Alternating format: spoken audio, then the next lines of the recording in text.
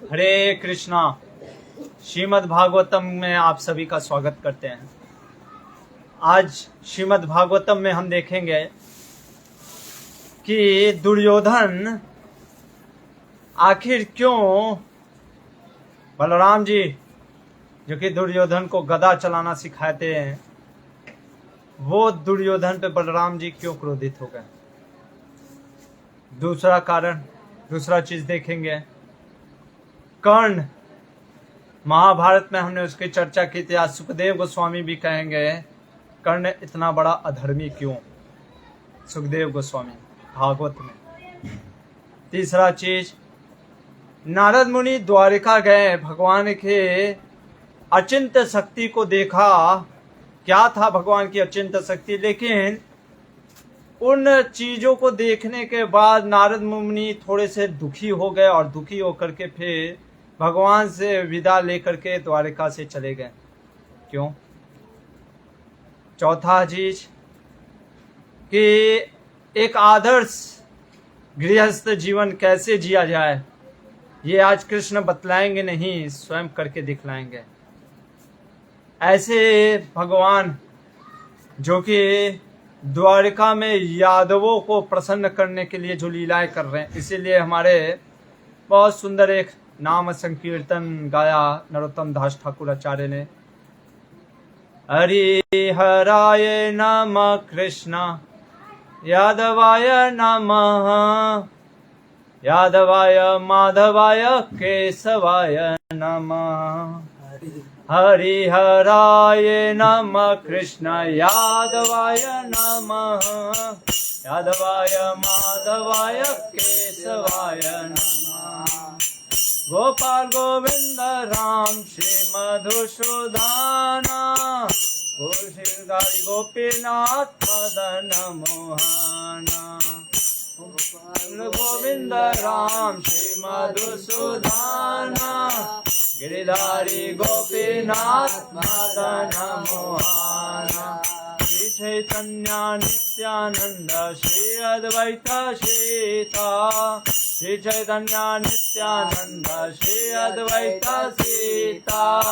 हरि गुरु वैष्णव भागवत गीता, हरि गुरु वैष्णव भागवत गीता।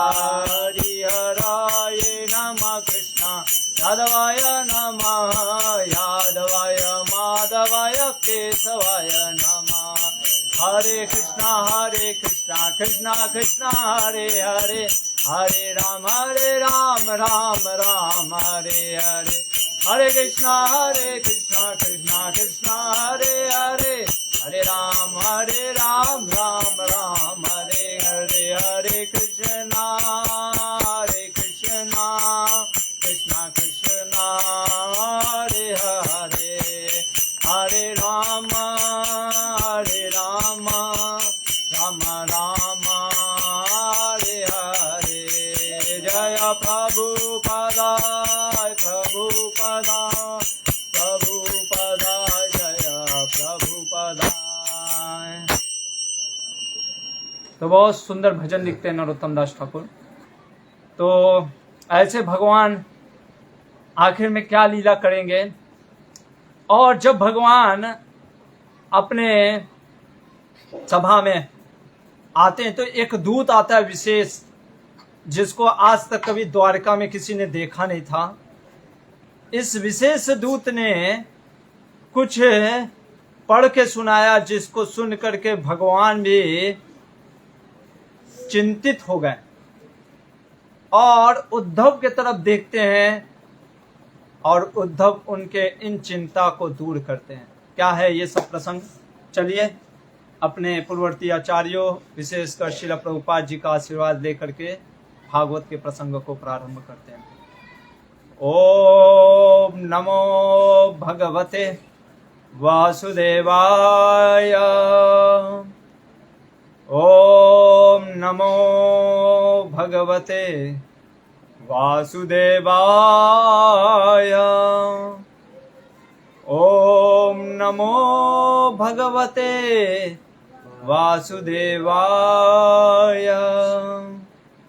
ओम अज्ञानतिमिरान्धस्य ज्ञानाञ्जनशलाकया चक्षुरुन्मीलितं येन तस्मै श्रीगुरवे नमः। नमो ॐ विष्णुपादाय कृष्णापृष्ठाय भूतले श्रीमते भक्तिवेदान्त स्वामिनिति नामिने। नमस्ते सरस्वती देवे गौरवाणी प्रचारिणे निर्विशेष शून्यवादी पाश्चात्य देशतारिणे। श्री कृष्ण चैतन्य प्रभु नित्यानंद श्री अद्वैत गदाधर श्रीवासादि गौर भक्त वृंद। हरे कृष्णा कृष्णा कृष्णा हरे हरे, हरे राम राम राम हरे हरे। श्रीमद् भागवतम का 10वां स्कंद 68वां अध्याय। कल हमने बलराम जी के वीरता को देखा और आज उसी भगवान बलराम के वीरता के प्रसंग को कंटिन्यू कर रहे हैं श्रील सुखदेव गोस्वामी। क्योंकि परीक्षित ने पूछा था कि मुझे बलराम जी के विशेष लीलाओं को पूर्णता सही रूप से फिर से सुनाइए। और इसलिए जो क्रम है, सुखदेव गोस्वामी क्रम से ये भागवत की लीलाओं को, भगवान की लीलाओं को हमने देखा, अभी वृंदावन की हो या द्वारका की लीलाएं, ऐसा क्रम से नहीं बतलाया, बल्कि परीक्षित ने जैसा पूछा उसके अनुसार वो इन लीलाओं का वर्णन कर रहे हैं। तो आज जो लीला है देखते हैं कि इसमें क्या सुखदेव गोस्वामी बलराम जी की वीरता का प्रदर्शन कर रहे हैं। सुखदेव गोस्वामी कहते हैं, सर्वप्रथम दुर्योधन सुताम, दुर्योधन की जो पुत्री थी लक्ष्मणा, उसको क्या किया, जामवती सुता, जामवती के पुत्र संबर, नाम है उसका सांबा, सांबा, सांबा कहने का अर्थ है, यह 68वां अध्याय चल रहा है, सांबा। अगर स प्लस अम्बा करें, अम्बा, तो ये सांबा बनता है। और अम्बा मतलब माँ और स मतलब साथ, जो हमेशा अपने माँ के साथ रहा हो वो है सांबा। हमारे आचार्य कहते हैं जब प्रद्युम्न का अपहरण कर लिया सांबर ने, तो जामवती से फिर विवाह करते हैं भगवान, और जामवती से उस समय सांब पुत्र उत्पन्न हुआ। यानी ये प्रद्युम्न के, क्योंकि जामवती ने कहा कि मुझे भी प्रद्युम्न के जैसा सुंदर पुत्र चाहिए प्रभु, और भगवान ने शिव जी की स्तुति की। वैदिक संस्कृति में वर्णन आता है कि ब्रह्मा, शिव, अलग अलग जो देवी देवता हैं, इनका मुख्य उद्देश्य, कुछ उद्देश्य रहता है जिससे कि जीव अपनी कामनाओं को पूर्ण कर सकता है। भगवान तो पूर्ण है, उनको अंदर कोई कामना नहीं है, फिर भी मनुष्य लीला करने के लिए शिव जी की उपासना करते हैं और उनको एक सुंदर सा पुत्र होता है सांब। तो ये सांबा ने क्या किया, लक्ष्मणा का स्वयंवर चल रहा होता है और सांबा ने उस स्वयंवर में सारे राजाओं को हरा करके अपहरण करते हुए, अपहरण क्यों, कि परमिशन नहीं लिया, किससे, हस्तिनापुर के कुरुवंशियों से परमिशन बिना लिए सांबा ने लक्ष्मणा का अपहरण करके लेकर के चल दिए। इधर दुर्योधन की एकमात्र पुत्री लक्ष्मणा, इसका विवाह, जिसको दुर्योधन इतना प्रेम करता है, जब उसको पता चला अरे वृष्णि वंश यदुवंशी ने अपमान किया है और इस अपमान का बदला हमें लेना होगा। जब इस प्रकार से भरी सभा में बोल रहा होता है दुर्योधन, तो भीष्म पितामह और विदुर क्या करते हैं, वो खड़े होकर के बोलते हैं, हाँ बदला लेना है हमें उनका, लेकिन हम सांबर को मारेंगे नहीं। क्यों? हम उसका बंदी बनाएंगे। क्यों बंदी बनाएंगे? क्योंकि हम नहीं चाहते कि हमारे और उनके बीच के रिश्ते खराब हो। और कहते हैं, बहुत सुंदर चीज दिखे विदुर जी की और भीष्म के ये सोच है।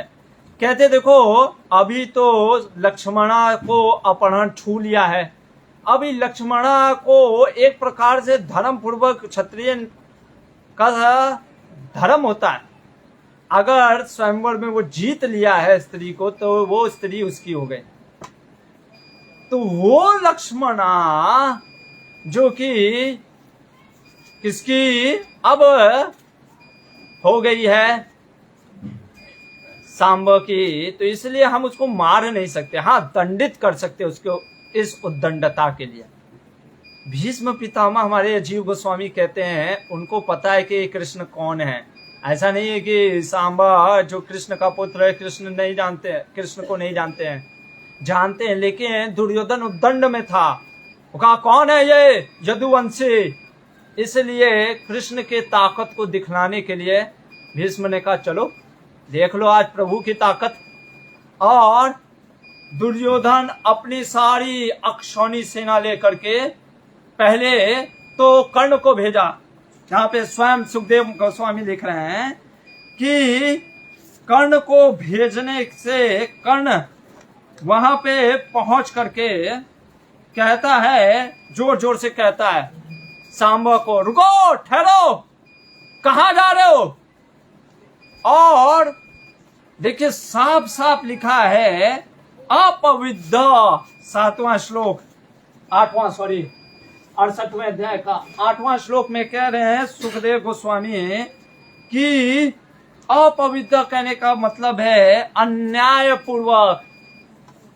जैसे महाभारत के युद्ध में अभिमन्यु बेचारा अकेला था, 6 लोगों ने घेर के मारा, आज वैसे ही सांबा अकेला था, ये सांबा था, 6 योद्धा, आपके 6 योद्धाओं ने घेर लिया, जिसमें से एक था कर्ण। सुखदेव गोस्वामी वर्णन कर रहे हैं, एक कौन था? कर्ण। ठीक है, ये कर्ण अभी देखिए अन्याय पूर्वक कैसे है।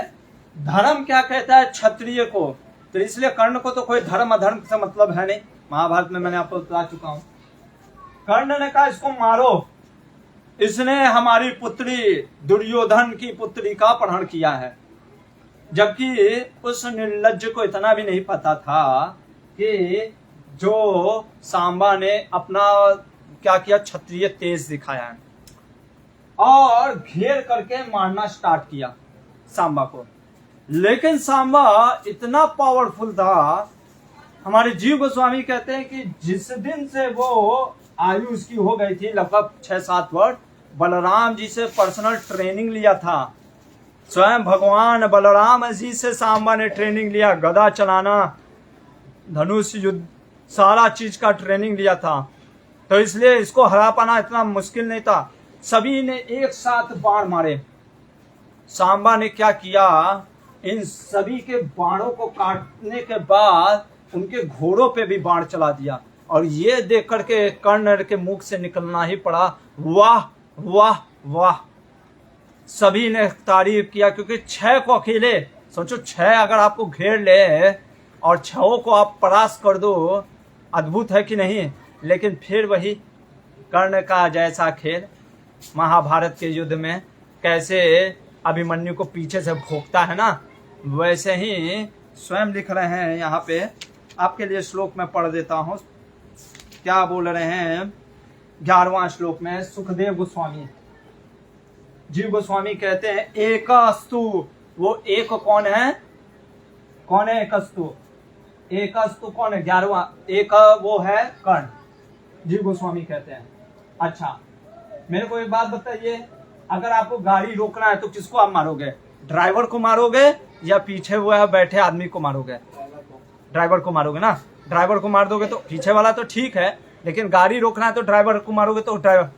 कर्ण ने क्या किया देखिए, क्या लिखा है 11वें श्लोक में। सुखदेव गोस्वामी कह रहे हैं एकस्तु सारथिम जगने, सारथी को मार गिराया कर्ण ने। जल्दी युद्ध में सारथी को नहीं मारते हैं, मार दिया सारथी को। क्यों? क्योंकि उसका कहना था जब तक सांबा को हम जमीन पे नहीं उतारेंगे तब तक ये इसको हराना मुश्किल है। मार दिया। बाकी अन्यों ने क्या किया, किसी ने बाण काटा, किसी ने तीर तोड़ा, किसी ने, अरे ये तो मार ही देते हैं। अभिमन्यु के जैसा तो कर्ण इतना दुष्ट है कि वो मार भी देता। और फिर कहते हैं हम लोग मर्सी की बेचारा दया किया। इतना बड़ा पापी अधर्मी व्यक्ति पाप करता है और हम उसको दया बता। महाभारत में भी बोले आज वो कर ही देता, लेकिन दुर्योधन ने वचन दे दिया। उससे कर्ण से भी थोड़ा बहुत दुर्योधन का वचन होता है। कर्ण तो इतना निर्लज्ज है कि उसका कोई वचन नहीं, वो तो अपनी माँ तक को भी बेच दे, ऐसा कर्ण। तो ये कर्ण क्या करता है कि धनुष बाणु सब कट जाते हैं। इसलिए सुखदेव गोस्वामी कहते हैं बड़ी मुश्किल से उसको अच्छा गिराने के बाद भी ऐसा नहीं कि पकड़ लिए फिर शायद तलवार हाथापाई किया और उसके बाद पकड़ लिए। अच्छा पकड़ करके लेकर के चले चलो। इधर नारद मुनि पहुंचे द्वारिका। यादवों को बताया कि सांबा का अपहरण कर लिया है किसने, दुर्योधन और इत्यादियों ने। भगवान कृष्ण कुछ नहीं बोले क्योंकि भगवान कृष्ण जानते थे कि बलराम जी क्या चाहते हैं, इसलिए शांत बैठे। उग्रसेन ने कहा कि हमारे पौत्र का अपहरण, कृष्ण के पुत्र का अपहरण, क्या रघुवंशियों को रघुवंशियों की मित्रता नहीं अच्छी लग रही है? इस प्रकार से कहे कि अब युद्ध होगा। महाभारत से पहले ही युद्ध होगा। अच्छा यहाँ पे कोई प्रश्न कर सकता है कि पांडव हमारे आचार्य के पांडव वास्तव में इंद्रप्रस्थ में, तो ये जब कौरवों ने ऐसा कार्य किया, बलराम जी उनका विशेष प्रेम रहता था क्योंकि बलराम जी की माँ जो थी ना रोहिणी, वो कुरुवंशी थी। और देखिए बलराम की जो रोहिणी थी वो कुरुवंशी थी और जो कुंती थी वो विष्णुवंशी थी। कुंती गई थी पांडवों के घर, यानी कुरुवंशियों का ऐसा रिश्ता हुआ, और रोहिणी आई थी विष्णुओं के यहाँ। तो इस प्रकार से बलराम जी और बलराम जी का थोड़ा सा विशेष दुर्योधन के प्रति था भी, क्योंकि गदा भी सिखाया था। मेरा शिष्य है, मान जाएगा, उसी की बेटी है ना, हम जाते हैं, कोई घबराने की बात नहीं। ठीक है जाइए भैया। और बलराम जी अकेले सेना लेकर के चल दिए। चल करके पहुंचे, जब इधर इन कुरुवंशियों को पता चला, खास करके भीष्म पितामह कहे और दुर्योधन को भी कहता है कि अरे वो तो हमारे प्रिय हैं, बलराम जी आए हैं, दौड़ भैया हैं, चलो तो चलो, सब मिलता है। और भीष्म जी गुरु जी उनका स्वागत कर, गुरु जी गए थे, भीष्म पितामह गए थे, वहां पर पहुंच करके स्वागत होता है। बलराम जी से आदान प्रदान होता है, वो हालचाल पूछते हैं, वो भी हालचाल पूछते हैं। फिर बलराम जी सीधे पॉइंट पे आए, कहें देखो उग्रसेन हमारे राजा उग्रसेन का संदेश है, देख करके हमारे आचार्य कि देखो अधर्म पूर्वक लोगों ने उस धर्म का पालन करने वाले सांबा को गिरफ्तार किया। आचार्य सांबा क्यों है? कार्य किया था उसने स्वयंवर से, जो स्त्री का अपहरण जो कि है सारे राजाओं को हरा के विवाह किया। लेकिन ये क्षत्रिय मर्यादा है कि एक क्षत्रिय के ऊपर क्षत्रिय आक्रमण कर रहे हैं, ये तो गलत है। लेकिन हम उस चीज को भुला देते हैं। उग्रसेन राजा कह रहे हैं हम उस चीज को भुला दे रहे हैं, कृपया करके हमारे सांबा और वो नई पुत्रवधू को हमें लक्ष्मणा को भेज दीजिए। ये वचन सुन करके आग बबूला। अच्छा एक और चीज, बलराम जी को कहां भेजा था? धृतराष्ट्र के पास। हमारे आचार्य कहते धृतराष्ट्र जड़ है। व्यास देव ने भी बोला है महाभारत के बात में, अधर्म का अगर वृक्ष अगर दुर्योधन है तो जड़ क्या है? धृतराष्ट्र है। ये नहीं सोचना चाहिए बेचारा अंधा था कुछ नहीं दिख रहा है। अरे अंधा था सुन नहीं रहा था क्या? बहरा भी था क्या? नहीं, बहुत चालू था। आज मैं आपको महाभारत में बता चुका, फिर से एक बार रिपीट कर देता हूँ ना। वो अंधेपन का बहाना ढूंढता था। जैसे कुछ हमारे गुरुकुल में भी कई बार बच्चे होते हैं, क्या होता है ना, जब वो कुछ नहीं जीत पाते ना, किसी मान लीजिए किसी वो बहुत परेशानी करेंगे दूसरे बच्चे को, और दूसरा बच्चा उसको डांट देता है या मार देता, फिर देखो वही बच्चा आंख से आंसू, प्रभु जी मेरे साथ, प्रभु जी। अब पहले उसी के करनी रहती है, वही जा करके कुछ तो गड़बड़ करता है। ऐसे ये धृतराष्ट्र है, अंधेपन का सहारा लेकर के कहता है कि मैं तो अंधा हूं, और बोल रहा था द्रौपदी जीती, जीती क्या जीती? इतना बड़ा दुष्ट था ये धृतराष्ट्र और कर्ण, लोग समझ नहीं पाए उनको। फिर से मेरा महाभारत पढ़ लीजिएगा, सुन लीजिएगा। तो ये धृतराष्ट्र के पास बलराम जी गए थे, तो दुर्योधन सब आ गए, और आकर के जब इस प्रकार से बलराम जी ने अपना संदेश सुनाया उग्रसेन का, तो कुरुवंशियों ने क्या कहा, जो वहां पे राजा थे कुरुवंशियों में, सभी ने बोला, कहा बलराम जी को, देखो देखो कलयुग आ गया है, आज सिर पे जो राज मुकुट धारण करते हैं, जो पैर पे जूता रखता है ना, जूता सिर का रहता है। कहने का तो समझ गए, जो जूते के पांव पे, ये यदुवंशी हमारे जूते के पांव पे रहने वाले हैं, वो आज हमारे सिर पे नाच रहे हैं और कह रहे हैं अरे इनका पास तो राज्य भी नहीं है, समुद्र में रहते हैं, फिर भी हम इनके प्रति सम्मान करते हैं, शंकर।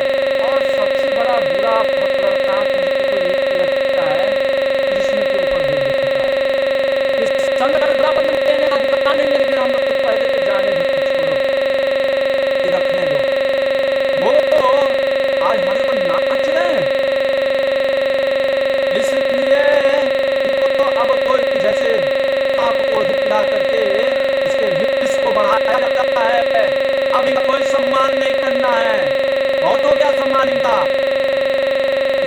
ये राजा बनने योग्य नहीं। अरे तो पूर्वजों ने ययाति नहीं कर दिया था, राजा बनने योग्य नहीं है, आज हमारे ऊपर नाच है। अरे इंद्र जैसा राजा के जब जहां भीष्म और द्रोण है वहां पे वो आता है, मेमना है इंद्र भी, सिंह जैसा भीष्म है, ऐसे दुर्योधन की बरसता है और कहता है वो तो आए हमसे आज लड़ने, हमको धमकाने, हमको ये बतलाने का ऑर्डर देने आए। ऐसे बोल करके दुर्योधन निकल जाता है सारे निकाल और कहता है चलो। बलराम जी कहते हैं आज देख लिया मैं, धन का ये दुर्गंध है, जो अहंकार है देख लिया है।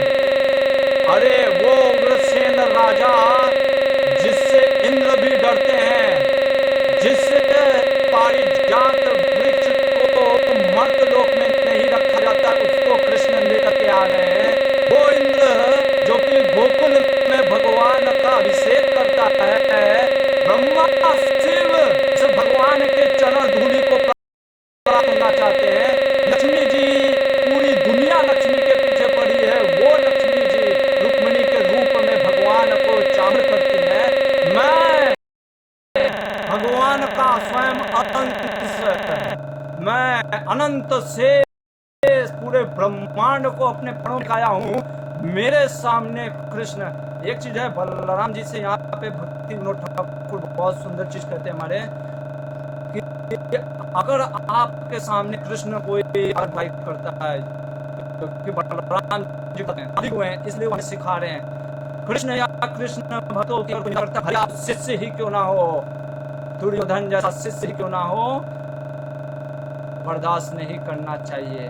और दूसरा चीज बलराम जी ये सिखा रहे हैं, अरे कितनों आदमी को खिला पिला दो, लेकिन जो उसकी ईर्ष्या भावना है ना भगवान और भक्तों के प्रति, वो जाती नहीं है। बलराम जी को लगा था दुर्योधन शायद समझ जाएगा, समझा क्या, अरे साक्षात कली है। बलराम जी सोच रहे थे मैं युद्ध नहीं चाहता हूं, पर ये तो कहा साक्षात कली है, युद्ध करना ही चाहता है।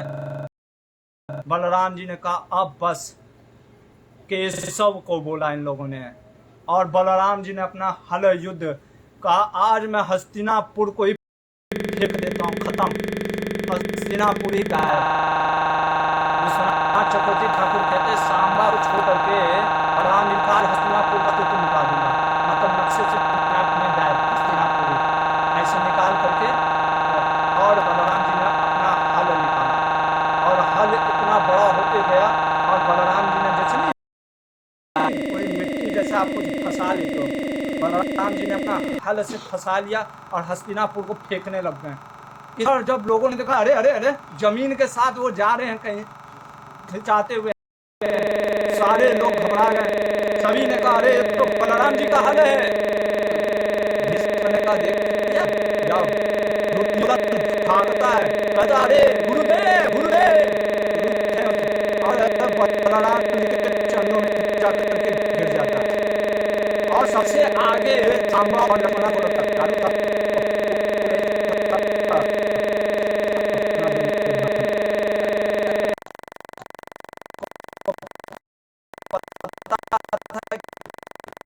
प्रणाम करते हैं, कहते हैं अरे आप अनंत शेष हैं, अरे आप पूरा ब्रह्मांड आपको आपने सर पे रखा है, आप ही सृष्टि के कर्ता धर्ता हैं, अरे आप तो जो लीला करते कौन समझ पाता है, हम तो ऐसे ही बोल दिए, अरे आप उसको दिल में ले लिए क्या, मजाक कर रहे थे।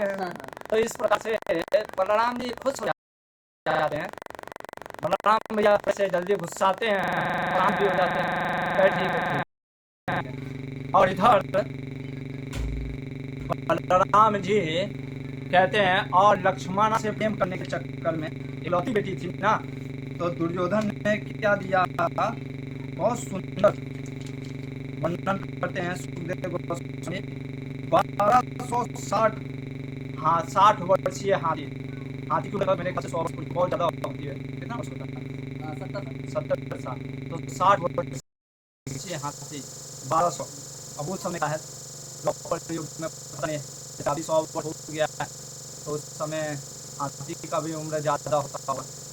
1,20,000 घोड़े, 6,000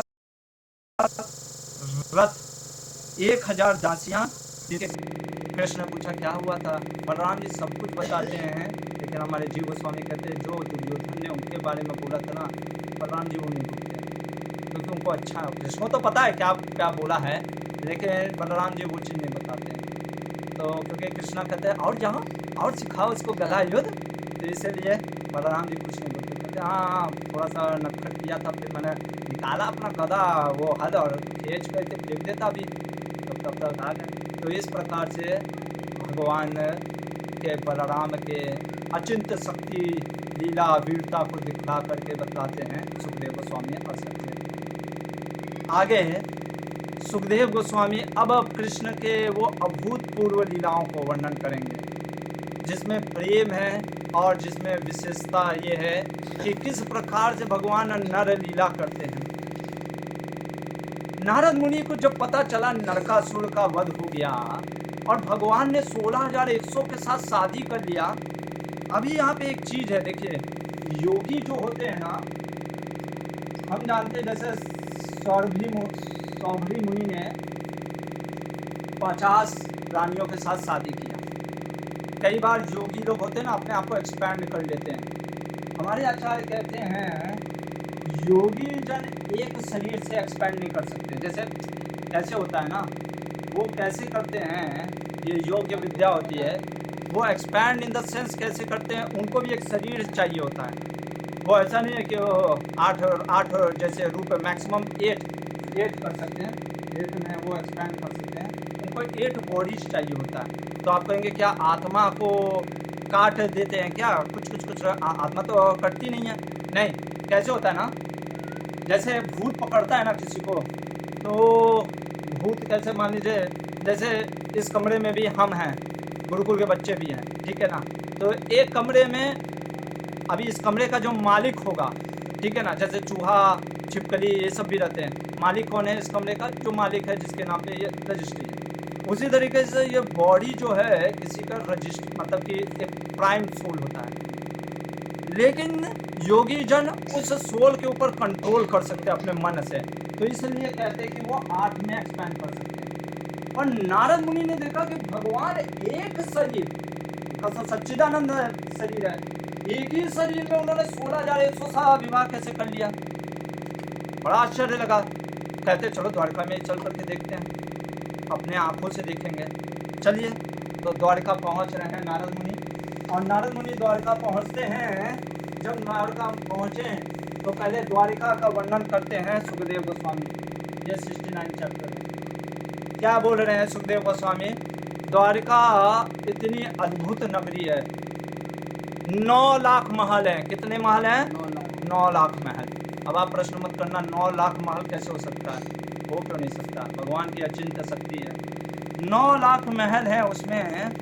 नारद मुनि जब पहुंचे उद्यानों बगीचों से होते हुए, तो सरोवर में कुदुम, कमल, इंद्रवर, अम्भोज, ये सब फूल खिले होते हैं।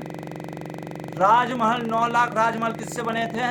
शीशे के घर नहीं बने थे, इसके चांदी का बना था। अंदर का जो मुख्य कमरा था, जो राजा, जिसमें हमारे मान लीजिए भगवान कृष्ण का मुख्य जो घर हो, वो सब स्वर्ण से बने थे, सोने से, प्योर गोल्ड, 24 कैरेट।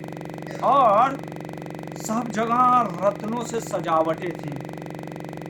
और नारद मुनि ने कहा सबसे पहले रुक्मिणी के महल में प्रवेश किया। वहाँ पे कृष्ण को देखते हैं कि कृष्ण लेटे हुए हैं, रुक्मिणी जी चामर कर रही है,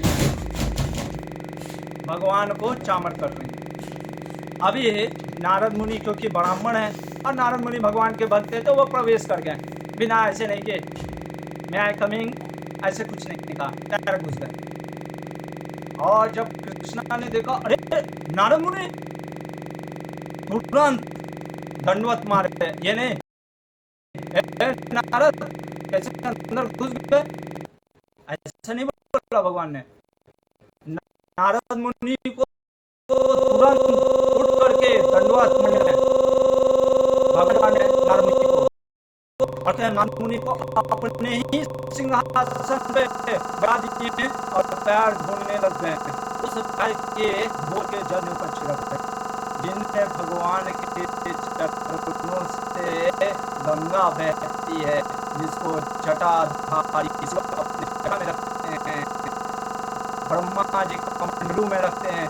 अरे वो तीर्थ स्थान पवित्र हो जाता है जहाँ गंगा नदी रहती है। गंगा नदी में डुबकी करने से सारे पाप भूल जाते हैं। ऐसे भगवान है। आज नारद मुनि अपने भक्त के चरणों का स्वयं क्या कर रहे हैं, अपने ऊपर छिड़क रहे हैं, लक्ष्मी के ऊपर, लक्ष्मी के ऊपर छिड़क रहे हैं। क्यों? सुखदेव स्वामी कहते हैं धर्म दिखलाने के लिए। भगवान कहते हैं ना, यदा यदा ही नहीं, यद यद आचति श्रेष्ठ तत्तदेवे तरोजना, दिखा रहे कैसे ब्राह्मण और वैष्णवों की सेवा करनी चाहिए। भगवान को जब शर्म नहीं है ब्राह्मण और वैष्णवों की सेवा करने में, हम तो शर्म करते हैं। और जिस पांव के धूली को, जल को कोई छूता नहीं है, पर वैष्णव के पांव के धूली को, जल को छूना चाहिए। इसीलिए नरोत्तम दास ठाकुर कहते हैं ना, उसी गीत में हरिहराय में कहते हैं, इच्छाय गोसाई जाबे ब्रज को नहीं, तादेर चरण से भक्त सने बात, जाना में हो अभिलाष। अभिलाष है यही जन्म जन्म का, आपके चरणों में सेवा में। तो नारद मुनि को जब इस प्रकार से पूछते हैं कि आपका आने का उद्देश्य क्या है, नारद मुनि कहते हैं प्रभु आपकी लीला बड़ी अद्भुत है। आप ही सृष्टि के कर्ता हैं, आप ही सृष्टि के, सब कुछ आप ही हैं। और कहते हैं नारद मुनि कि वास्तव में क्या कहते हैं, धर्म के वास्तव में आप धारक हैं, इसलिए आप यहाँ पे ऐसा कार्य कर रहे हैं। सबसे बड़ा आश्चर्य की बात मुझे लगा है, भगवान कहते हैं कि व्यक्ति हर कुछ अपना अटेंटिवली काम करता है, जीवन में सब कुछ करता, पर नाम जप और आपकी सेवा ओहो पता कैसे जल्दी से खत्म होए, बाकी सब चीज अटेंटिवली करेगा। नारद मुनि कह रहे हैं।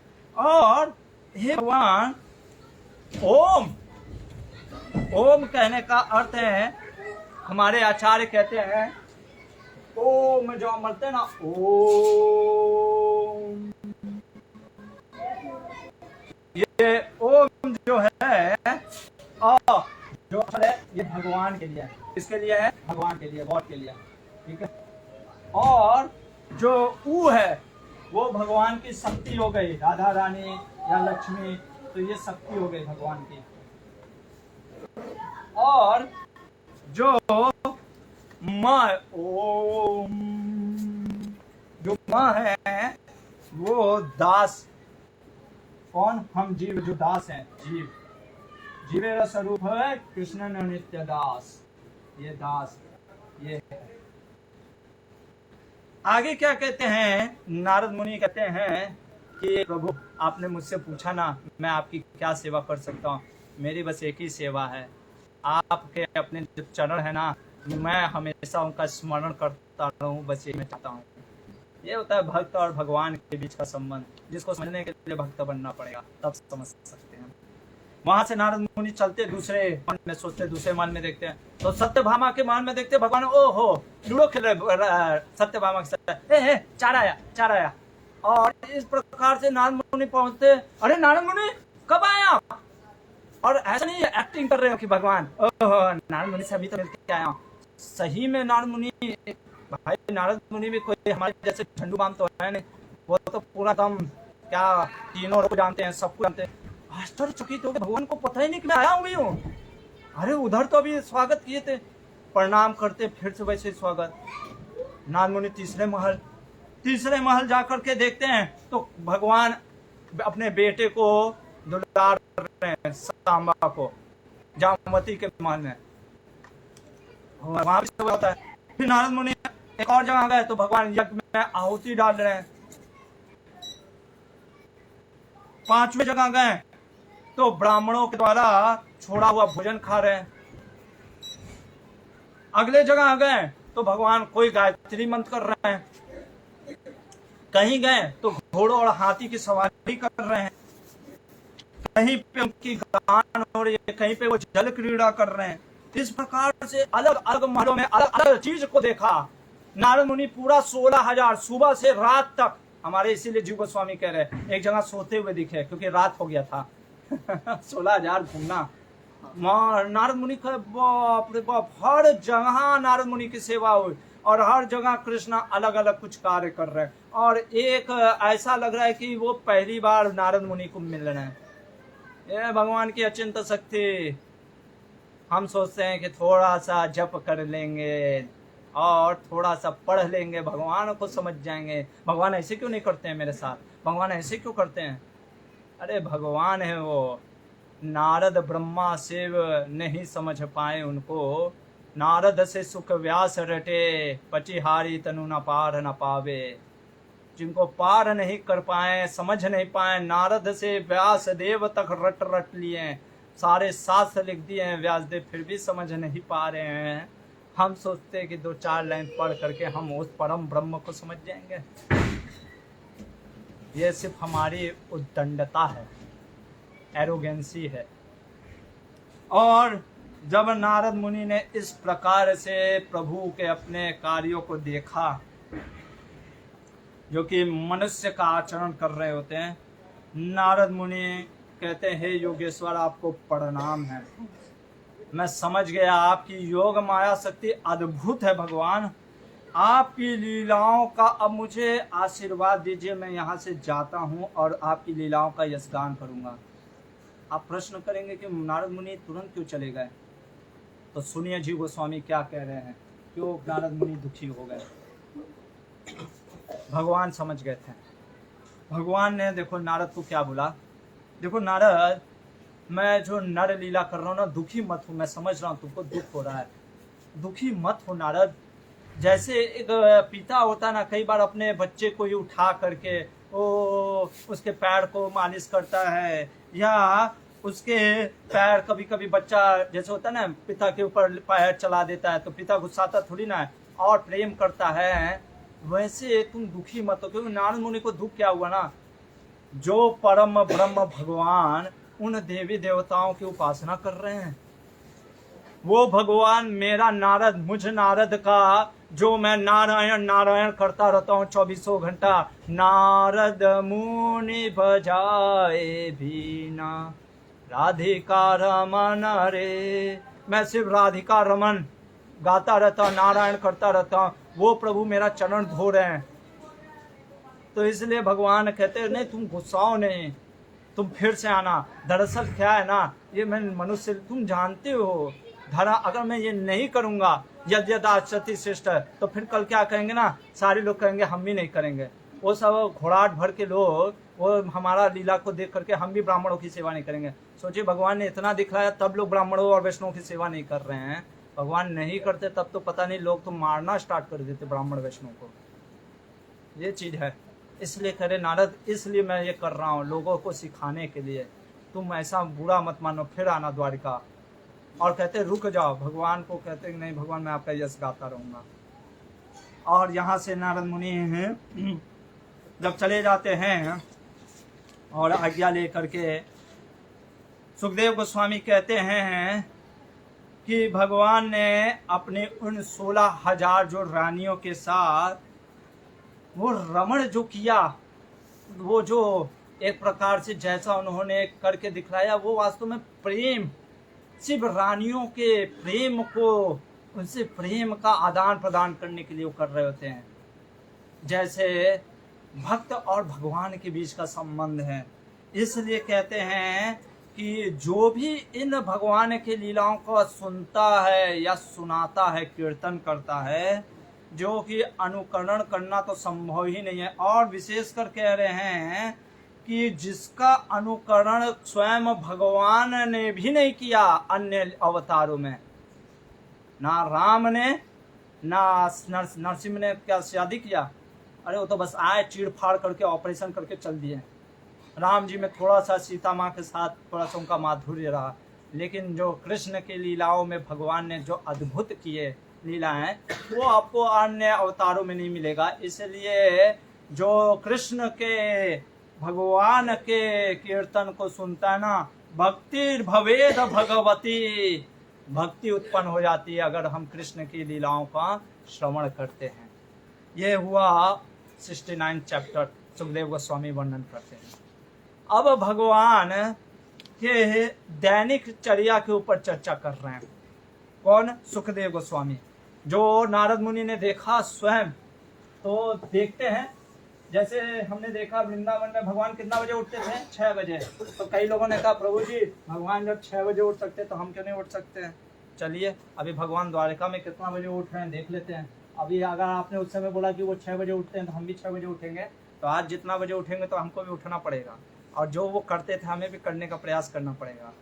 तो भगवान सबसे पहले अथ उषसी भगवान के यहाँ अलार्म क्लॉक नहीं था, क्या था? एक मुर्गा रखा था, कुकड़ुकू ऐसे करके वो उठाता था और वो बाग देता था। और भगवान हर एक 16,108 एक्सपेंड में, ऐसा नहीं कि आज रुक्मिणी के साथ सो रहे हैं कल सत्यवान, नहीं, सबके साथ। तो जैसे कुकड़ुकू का आवाज आता है बाघ का, भगवान उठ जाते हैं, सभी रानियां। लेकिन सुखदेव गोस्वामी पहली रानी जो रुक्मिणी है वैदर्भी, उसके बारे में कहते हैं जैसे रुक्मिणी जो सुनती हो, जैसे हम लोग नहीं कहते ओह क्यों यार अभी सवेरा हो गया, अभी तो सोया था 2 मिनट पहले, अलार्म को हम स्नूज पे डाल देते हैं, सोचते हैं कि 5 मिनट बाद उठेंगे वो 5 मिनट सीधे 5 घंटा हो जाता है। तो वैसे रुक्मिणी जी को गुस्सा आ रहा होता है, क्योंकि अब भगवान, इसलिए नहीं कि नींद के कारण कि अब भगवान से वियोग हो रहा है, पर भगवान उठ जाते हैं। और इसलिए देखिए भगवान कितना बजे उठ रहे हैं, लिख रहा है ब्रह्म मुहूर्त। कब उठ रहे हैं भगवान? ब्रह्म मुहूर्त में। कितने लोग ब्रह्म मुहूर्त में उठते हैं? आपके लिए बता दूं, 1.5 घंटा पहले होता है सूर्योदय से ब्रह्म मुहूर्त। हमारे यहाँ रांची में 5 बजे अगर ब्रह्म मुहूर्त होता है तो 3:30 बजे कौन उठता है? कोई नहीं उठ रहा है। भगवान ब्रह्म मुहूर्त में उठते हैं द्वारिका लीला में। अगर अब आप कहोगे प्रभु जी हम तो वृंदावनवासी हैं।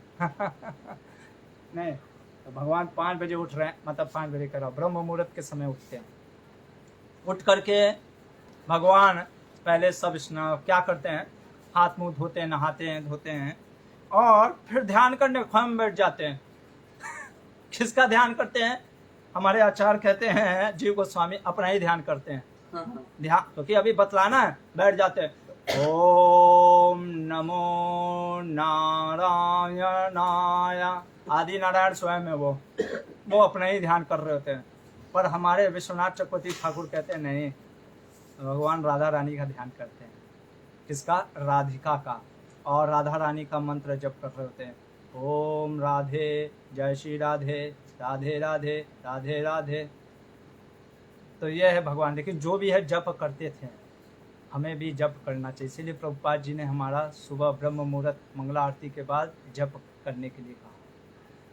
फिर भगवान क्या करते हैं, उसके बाद अलग अलग यज्ञ, क्योंकि यज्ञ इत्यादि अग्नि में करते थे। फिर देखिए दान, गृहस्थ का सबसे बड़ा धर्म होता है दान। अगर हम दान नहीं कर रहे हैं ना, नहीं, धर्म नहीं कर रहे हैं, हाँ वो भक्ति अलग चीज है, आप जाप माला इत्यादि कर रहे हैं, दान वैष्णव को, ब्राह्मणों को कुछ तो दान करना चाहिए। हर दिन भगवान 13,084 गाय दान में देते थे। उसके बाद भगवान सभी अपने बुजुर्गों को नमस्कार, देखिए भगवान नमस्कार कर रहे हैं अपने बड़ों इत्यादि, वसुदेव इत्यादियों को। और नमस्कार करने के बाद भगवान फिर जो पुष्प अपने आप को सजाते थे।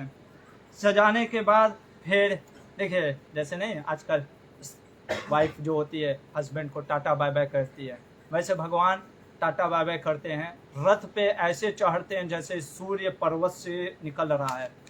और भगवान उस तरीके से फिर सुधर्मा, जो सुधर्मा करके जो सभा भवन था, ये सुधर्मा सभा भवन कहाँ से आया? इंद्र के सभा से। अगर आपको याद होगा, जब द्वारिका की नगरी बन रही थी, विश्वकर्मा ने स्वयं भगवान के लिए बनाया। उस सुधर्मा नगरी में जब भगवान भवन में प्रवेश करते तो ऐसा लगता है कि चंद्रमा और सारे तारे जो यदुवंश थे बैठते हैं भगवान, और फिर नृत्य होता है, गाने बजाने होते हैं।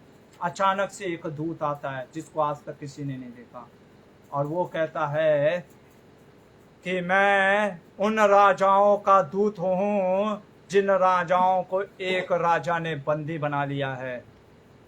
कौन है वो राजा? जरासंध, मगध देश का राजा जरासंध 20,000 को बंदी बनाया था।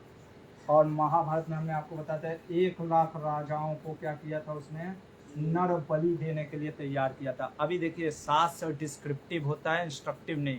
कहने का अर्थ है ये नहीं कि नर बलि के बारे में कह रहा है कि शास्त्र की करना चाहिए, वो बता रहा है जरासंध न पापी था, वो काल भैरव को प्रसन्न करने के लिए 1 लाख राजाओं को मार करके सोच रहा था भगवान शिव प्रसन्न होंगे। तो ये दूत कहता है कि उन्हीं राजाओं का मैं संदेश लेकर के आया हूँ कृष्ण, तो मैं आपके सामने पढ़ूं। भगवान कहते हैं पढ़ना स्टार्ट करो। तो पढ़ना स्टार्ट करता है, कहता है कृष्णा कृष्णा प्रेयात्मना। 2 बार कृष्ण कृष्ण क्यों? प्रेम के, मतलब प्रेम नहीं, एक प्रकार से दुख में कृष्ण को याद कर रहे हैं। क्या कह रहे हैं कि हम आपका शरण ले रहे हैं। मान लीजिए भगवान कहेंगे इतना दिन से क्यों शरण नहीं ले रहे थे, कहाँ गए हुए थे, गायब कहाँ थे? तो अब कहते हैं अरे भगवान हम दूसरे चक्कर में फंसे हुए थे, घर गृहस्थी सब कार्य अच्छा करते थे, लेकिन आपका पूजा पाठ में मन नहीं लगता था, या आपकी माया इतनी अद्भुत है ना कि लगराती ही नहीं थी। इसीलिए कई बार ऐसे परिस्थिति पड़ते हमारे जीवन में ना कि भगवान का हमको आश्रय लेना पड़ जाता है। और इसीलिए देखिए अब बोल रहे हैं, क्या बोल रहे हैं? भगवान हमें आज तक नहीं समझ में आया आपके मौजूदगी में आप क्यों आए हैं, आप यहाँ पे उपस्थित क्यों हुए हैं, किस लिए आप आए हैं? धर्म की रक्षा करने के लिए, साधुओं का उद्धार करने के लिए, दुष्टों का नाश करने के लिए। करेक्ट? जरासंध दुष्ट हो करके कैसे बढ़ रहा है। और अगर आप कहेंगे कि अरे वो पूर्व जन्म का कर्म के कारण बढ़ रहा है, तो इसका मतलब कि कर्म आपसे महान है, कर्म आपसे बड़ा हो गया भगवान, उसको सजा क्यों नहीं मिल रहा है अभी तक जरासंध को। कई बार हम बोलते हैं ना कि अरे उसको अभी तक सजा क्यों नहीं मिल रहा है, वो अधर्मी इतना बढ़ क्यों रहा है। मिस्टर शर्मा जी अधर्म कर रहे हैं, बिल्डिंग पे बिल्डिंग फूके जा रहे हैं, लैम्बोर्गिनी से अब एकदम आ गए रेंज रोवर पे, और इधर मेरा देखो धर्म करते जा रहा हूँ, मर्सिडीज से अब मारुति पे आ गया, मारुति से बाइसिकल पे आ गया हूँ। लोग कहते हैं ना धर्म कर रहे हैं तब पर भी कम होते जा रहे हैं। ये प्रश्न है, भगवान की अचिंत्य शक्ति है, कई बार समझ नहीं पाते हैं। वैसे ही वो दूध भी उन राजाओं के संदेश पढ़ रहा है और कह रहा है। तो भगवान पूछते हैं अच्छा आप लोग हैं कौन, मेरे मित्र हैं, मेरे भक्त हैं, या कौन है, या मेरे दुश्मन है। कहते ना हम आपके दुश्मन हैं, ना हम आपके भक्त हैं, वास्तव में हम फंसे हुए हैं, हम दुख में पड़े हुए हैं, आपकी माया ने इतना मोह में डाल दिया, इसलिए हम आपकी शरण में हैं। और हम आपसे बस यही कहते हैं कि आप कृपया करके इस जरासंध को जो दंड हो गया है उसको सजा दीजिए। मान लीजिए भगवान कहें कि अच्छा मैं तो उसमें जरासंध को दंड क्या है, आप तो खुद ही निकल जाओ। नहीं भगवान, 10,000 हाथियों का बल है, इसको इसके से निकल पाना बड़ा मुश्किल है। और कहते हैं फिर भगवान मान लीजिए कहें कि मैं अगर 10,000 हाथियों का बल है तो मैं कैसे हरा सकता हूँ। अरे नहीं नहीं भगवान, 17 बार आपने हराया है। भगवान कहेंगे मर पर 18वीं बार हार गया ना। अरे वो तो इसीलिए कह रहा है, देखिए इन लोग को पता है, नीलोक नरितम, आप नर लीला कर रहे हैं, वास्तव में आप हारे नहीं थे। 2 कारण था भगवान क्यों हारे क्या मतलब, पहला कारण भगवान दिखा रहे थे, भगवान को रुक्मिणी जी की याद आ रही होती है। हमारे आचार्य कहते हैं कि रुक्मिणी जी का उसी के बाद हुआ, इसलिए भगवान रुक्मिणी के लिए भाग गए वहां से। कहते अरे यार अभी रुक्मिणी से शादी करना है, उधर बुला रही है, इधर कौन जाएगा। और दूसरा कारण भगवान देखते क्या बतला रहे हैं, भागना। ये जीव गोस्वामी कहते हैं भागना नहीं चाहिए, भागोगे और ये सोचोगे कि भागने से शायद सामने वाला सुधर जाएगा, सहने से सामने वाला सुधर जाएगा। सुधरा जरासंध, इसलिए सहना नहीं है, सुलझाना है। और भगवान इसीलिए कह रहे हैं, समझा रहे थे। कई बार भगवान ना इनडायरेक्टली वे में हमको समझाना चाहते हैं। तो जरासंध के बारे में राजाओं ने कहा कि आपने पहले उनको हरा चुके भगवान, इसलिए हमारी विनम्र निवेदन है कि कृपया करके आप उनको जरासंध को मारिए। और कहते हैं यहाँ पे कि सिर्फ जरासंध को नहीं मारिए, हम आपका दर्शन के लिए भी चाहते हैं। इस प्रकार से दूत के संदेश को सुन करके सुखदेव गोस्वामी वर्णन करते हैं कि जब भगवान उसी समय सोच रहे होते हैं, उसी समय नारद मुनि फिर आ गए।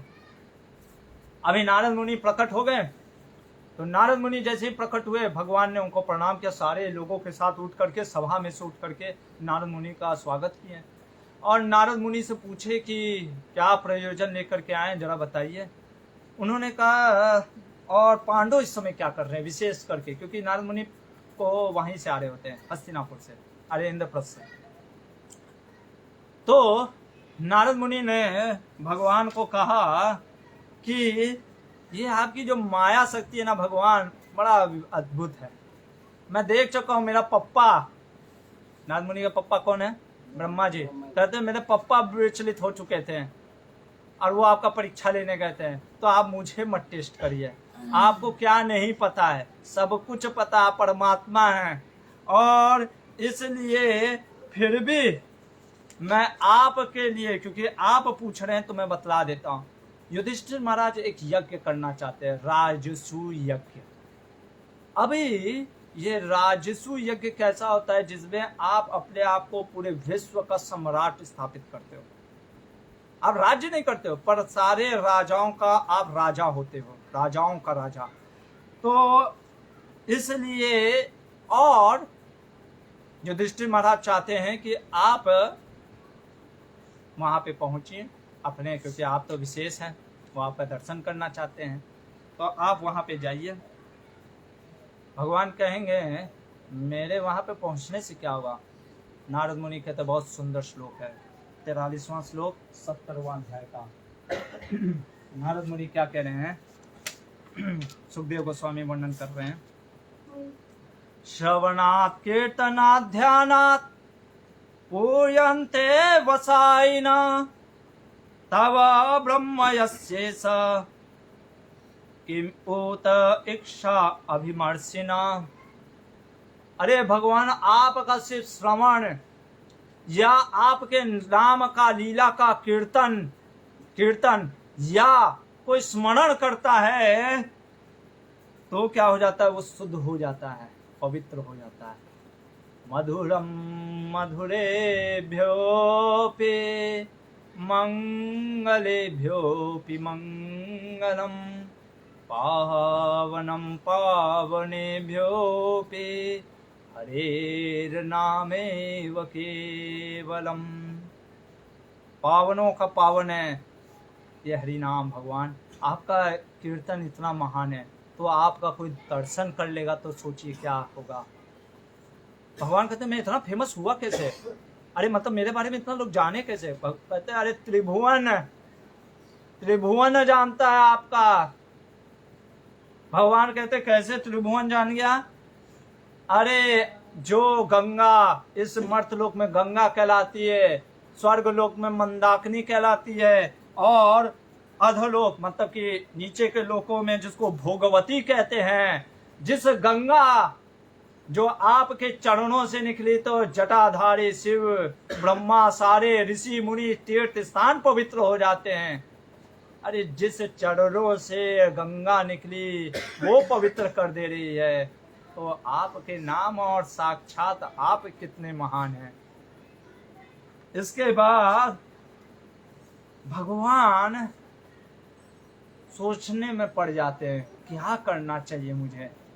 एक तरफ राजसूय यज्ञ के लिए न्योता आ गया है, इनविटेशन, दूसरी तरफ ये दूत ने संदेश लाया है।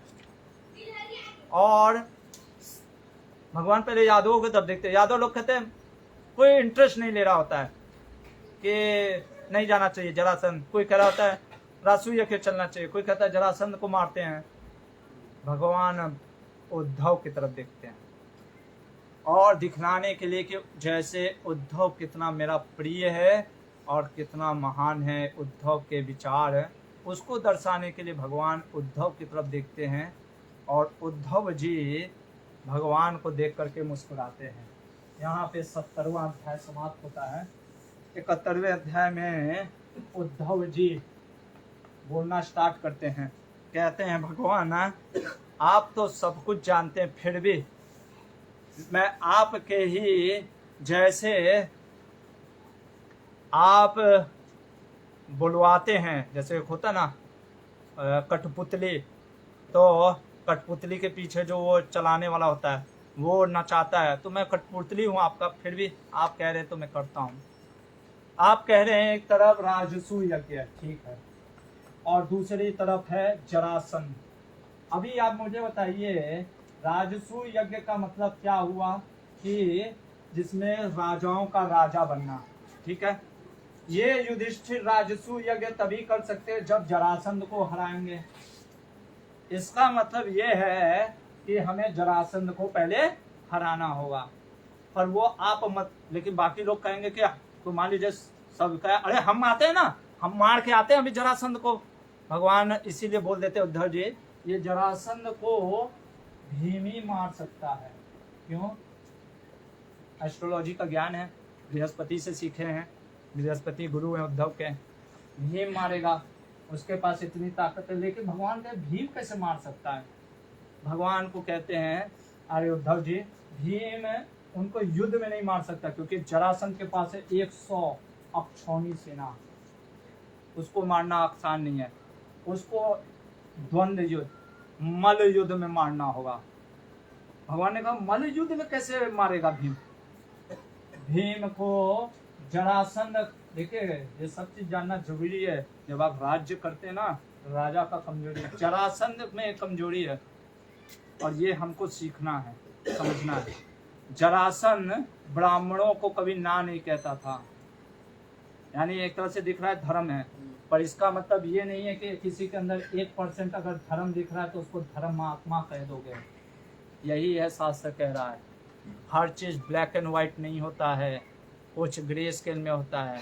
लाइन ऐसे होता है 0 और 1, कोई इधर है, कोई इधर है, कोई इधर है, कोई इधर है। 1 परफेक्ट सिर्फ कृष्णा है, और 0 भी कोई नहीं होता है।